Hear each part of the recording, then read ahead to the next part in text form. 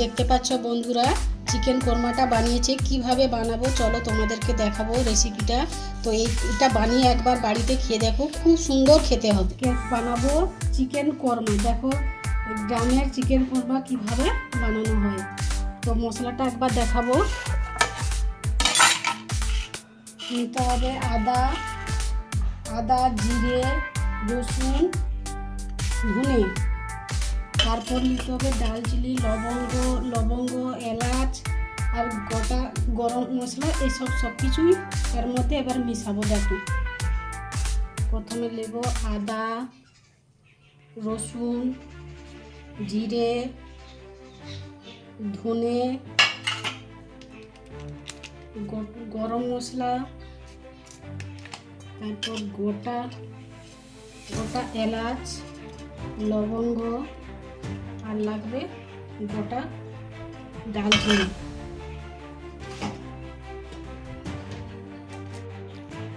হলুদ গুঁড়ো, পরিমাণ মতো লঙ্কা, যে যেমন খায়। এখানে মাংসটা 500 থেকে 600 গ্রাম মাংস আছে।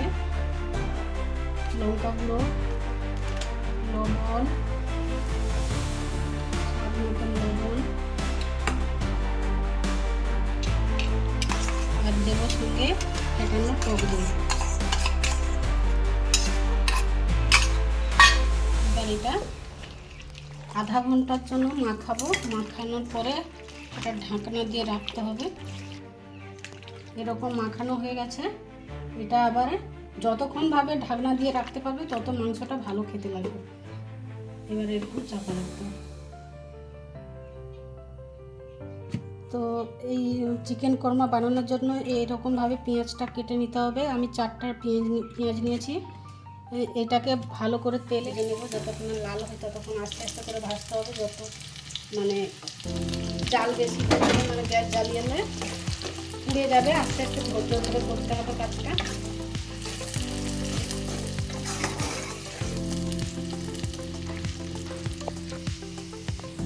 দেখতে পাচ্ছ বন্ধুরা, পেঁয়াজটা ভাজা হয়ে গেছে।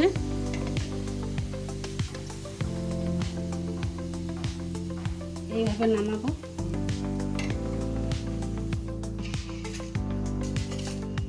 তো দেখতে পাচ্ছ বন্ধুরা, এবার মাংসটার মধ্যে এই তেল, পেঁয়াজ ভাজা তেলটা দিয়ে দেবো মশলাটা।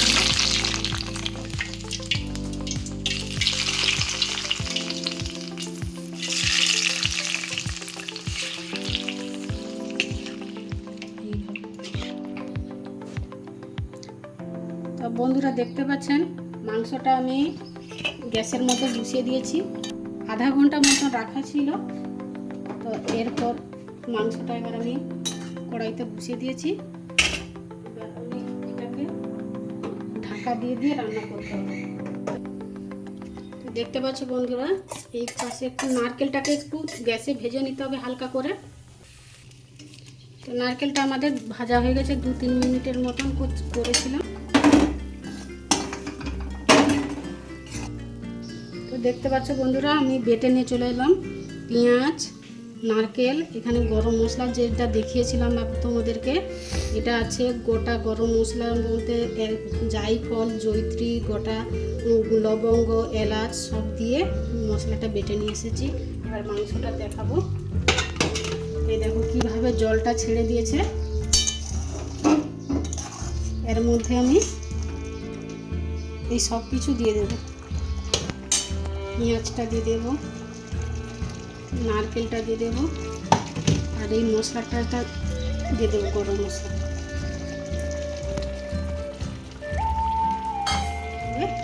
এবার যতক্ষণ না হয় ততক্ষণ এবার এটা আস্তে আস্তে করে করতে হবে।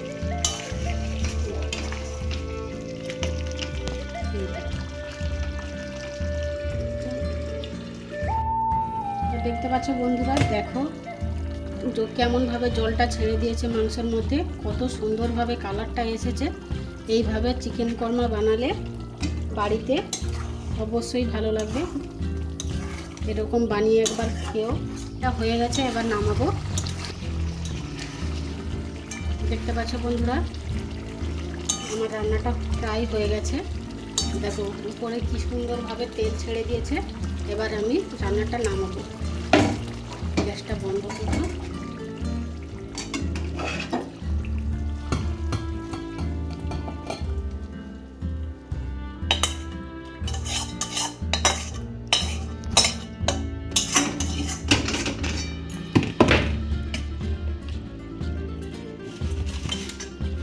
তো দেখতে পাচ্ছ বন্ধুরা, রান্নাটা হয়ে গেছে।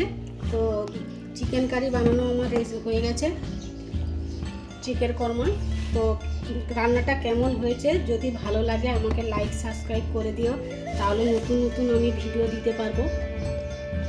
তো দেখা হচ্ছে আবার পরের ভিডিওতে। কেমন রান্নাটা হয়েছে বলবে।